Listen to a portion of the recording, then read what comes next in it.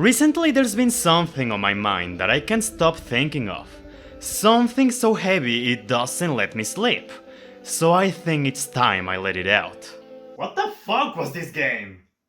No More Heroes 1 and 2, despite being from the same series, there's one major thing that sets them apart.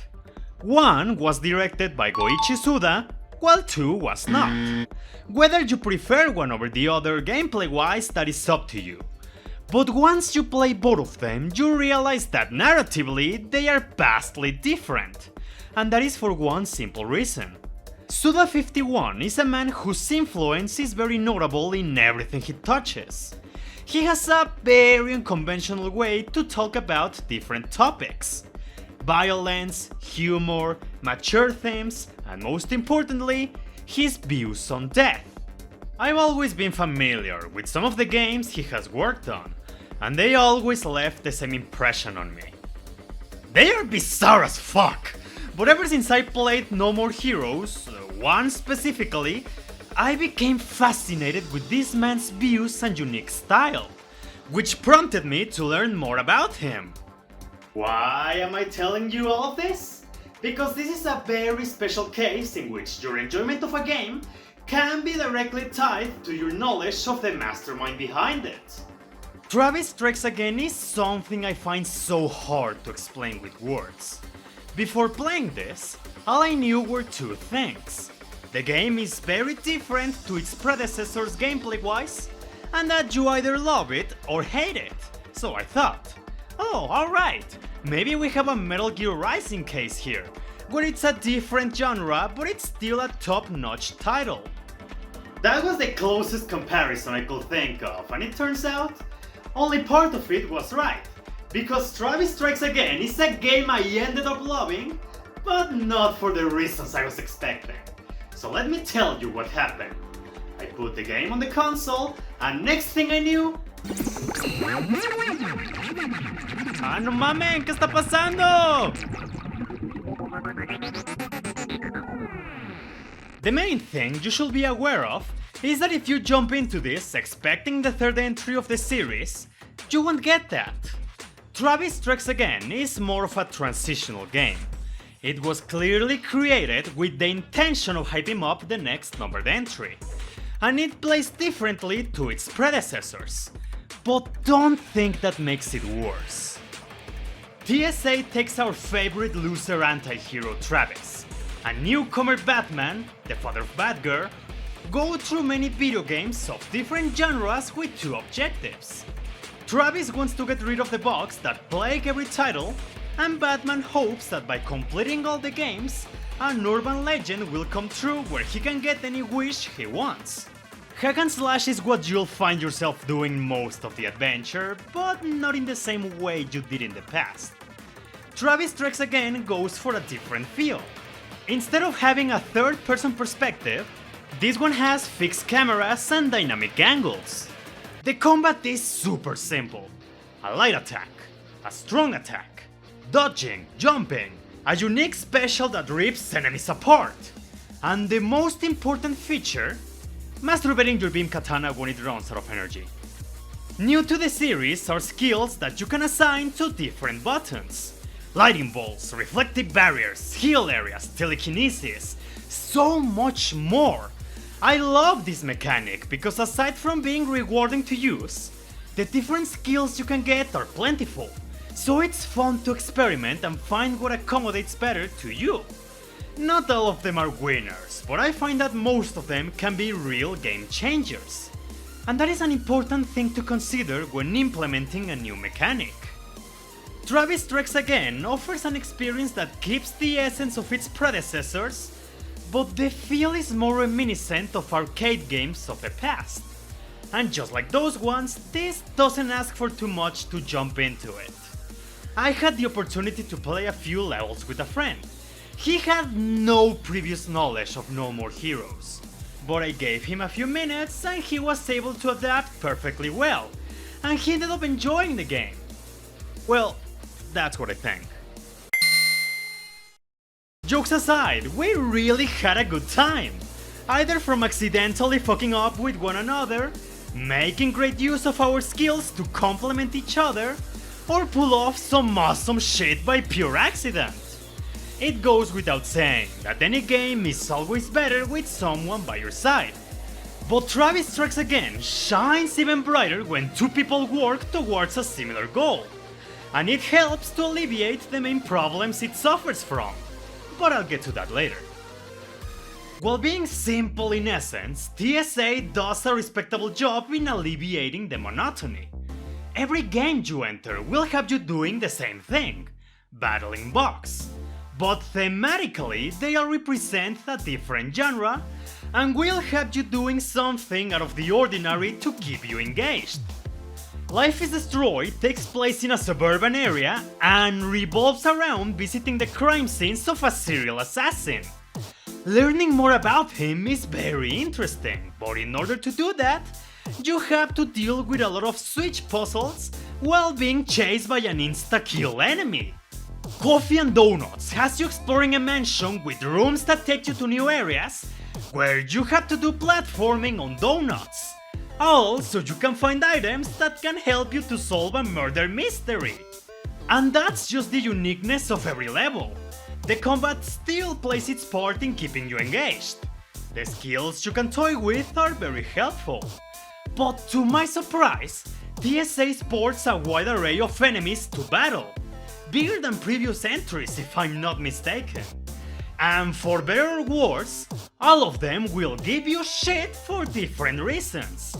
And need I say more about the boss battles? Back in my No More Heroes 2 video, I mentioned that one of my main problems with that game is that half of the assassins felt lesser than in the first entry and didn't leave much of an impact. Here, that issue was fixed. Every boss was equally fun. They were super tough to take down, and all of them have enough build up and presence to guarantee you'll remember them even after their defeat. And speaking of challenge, something I really enjoyed was that I found TSA to be harder than its predecessors. I died a number of times, and in battle I was always alert because just one misstep could cause my health to skydive. It wasn't overly punishing though, because checkpoints and ramen stalls that can restore your health are so well placed to the point where they help you right when you need them, but not to the point where they overcompensate it. And if a battle gets too rough for just one player, you can switch characters at any time, which helps a lot since they don't share health bars.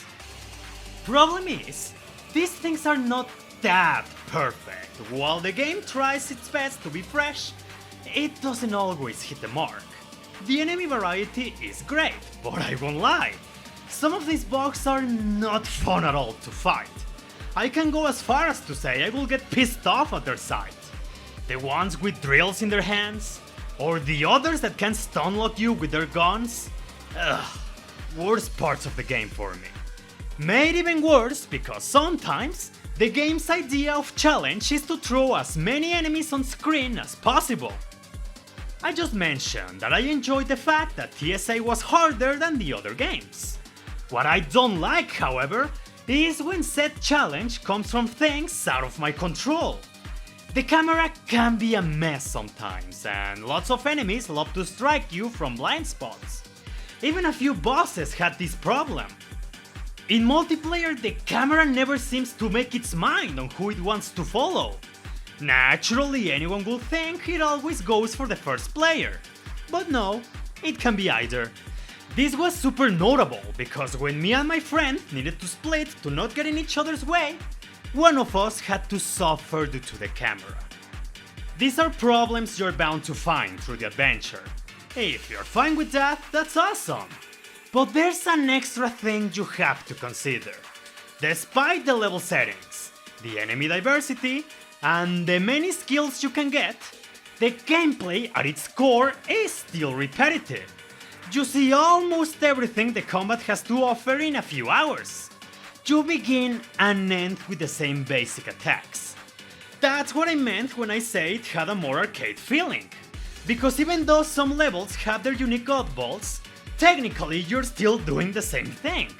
Defeat enemies, move through a single road, defeat enemies, occasional platforming, defeat enemies, do the levels gimmick, defeat enemies. You get the idea. I don't think that is fully a negative, because arcade games are great. And Travis Strikes Again is no exception. When you have the odds against you and see those enemies fly away, it's super satisfying.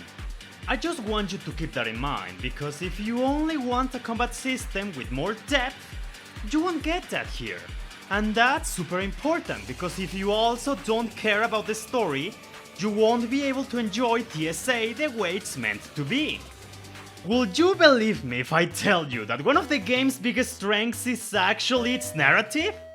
If you thought No More Heroes was already a batshit insane series, Travis Strikes Again takes it to a new level.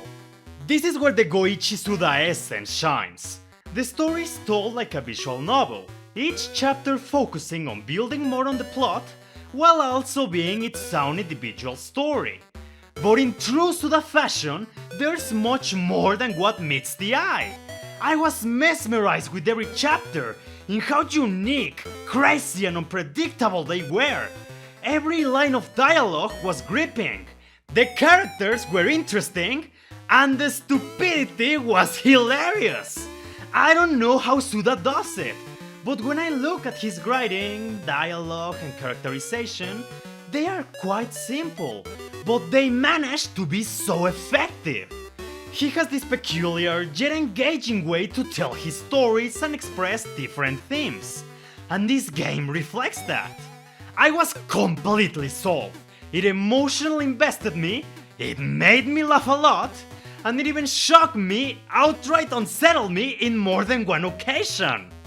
The dialogue with the bosses is a good example of great writing, because depending on who enters the room and who defeats them, you get different dialogue. And it's interesting to see how they execute it. The conversations always remain in the same context, but the characters have their own variations to it, which does an excellent job in adding to their characterization. And it doesn't end there, because even in the small things I was able to enjoy the dialogue. Either through NPCs that gave me weird advice or explained the world I was exploring, or because it was so fun to read ramen blogs and video game articles that reminded me to old gaming magazines. The charm and signature style of Travis Strikes Again continues in its presentation. First of all, I lost my shit when I saw you could wear clothes of real-life indie games. I thought that was a nice detail, giving more exposure to smaller studios and showing appreciation for titles with less budget. That's very good. Now where the fuck is Celeste? Every segment of the game is so distinctive and recognizable. From the different genres to the main story, I never felt anything was visually exhausting, as the game was always mixing things up. The character designs vary a lot, from the iconic and cool Travis touchdown to the simplistic messed up attire of Batman. They all fit very well. I love how they went all out with the bosses more than anything. The video game setting really made them go crazy with their looks. Even if you were to remove their dialogue, they are still very recognizable.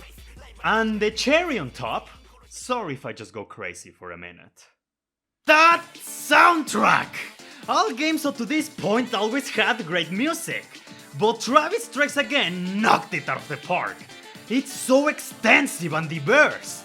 The main focus remains on techno, but it always manages to strike a different feeling that not just fits the context at hand, it also encapsulates perfectly the essence of the game. It's so unique, it's so bizarre, but it's so good! One of the greatest joys for me was progressing just to listen to new music. The jumpiness of Electric Speed City, the funky atmosphere from Coffee and Donuts, the madness behind Mr. Doppelganger, the high adrenaline chaos of Killer Marathon, the battle against Smoking King, the battle against Smoking King, the battle against Smoking King.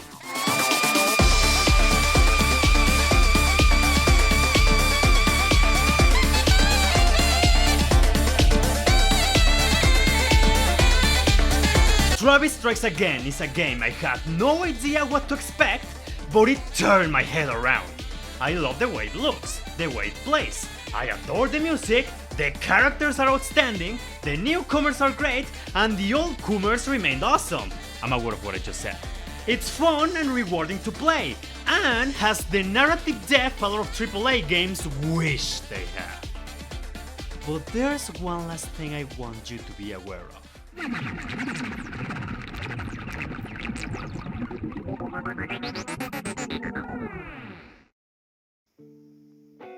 Woo! I'm back! At the beginning of the video, I mentioned that TSA was similar to Metal Gear Rising in relation to being different to the rest of the series, but still being a great time. But the reason that comparison doesn't fully apply is because of context. Metal Gear Rising is a game you can jump into regardless if you have played other Metal Gears or not. Sure, your experience can be enhanced with all the callbacks, but as long as you love character action games, that's all you really need to truly enjoy this masterpiece. Travis Strikes Again is the other side of the coin. It's different, but you won't really be able to fully appreciate it if you don't have previous context, because its main strength at the end of the day is Suda's unique touch. I'm not saying it's impossible to have fun with a lack of knowledge, but a huge part of what makes the game so great is being familiar with how this man thinks and expresses his ideas, as well as knowing his previous works. At the time of this video, I have yet to play a lot of his other titles, but as I said at the beginning, after playing No More Heroes 1, I went on to learn more about him, and that information was useful to understand what he wanted to achieve with this title and find a greater appreciation for it. And still, I feel there was a lot that went over my head. I know for a fact a lot of things would have hit me harder if I had played other Suda works, as it overflows with nods and references to them. I know it sounds like I'm just jerking this guy off, but there's really something captivating about his games, and it shows. Every time I talk with longtime Suda fans, they're always incredibly devoted to him.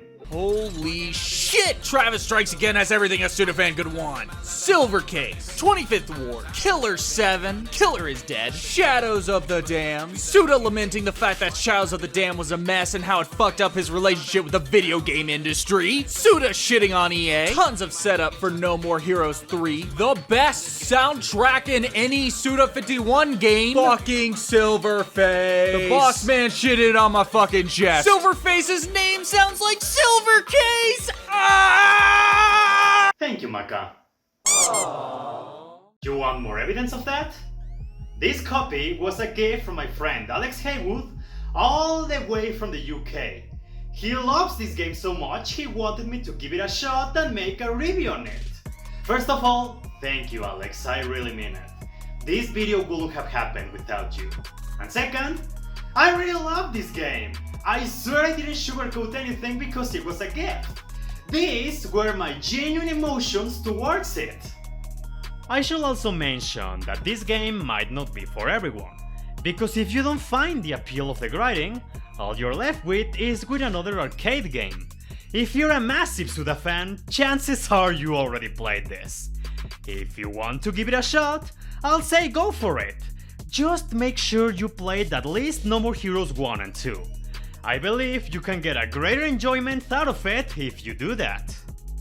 On the surface, Travis Strikes Again may seem like a basic title, but it offers more than what it seems. Because if you dive deeper, you'll find something extraordinary. Even though it is a spin-off, it's no weaker than its predecessors. Fuck, I might argue that I enjoyed this more than 2. This isn't just a game, it's an experience.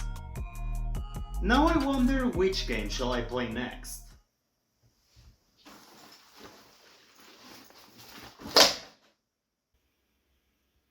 Sure, why not? It's been a while.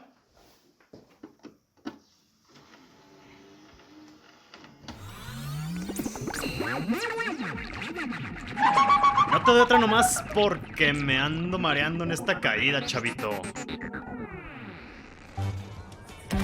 Quítese, señor Barriga.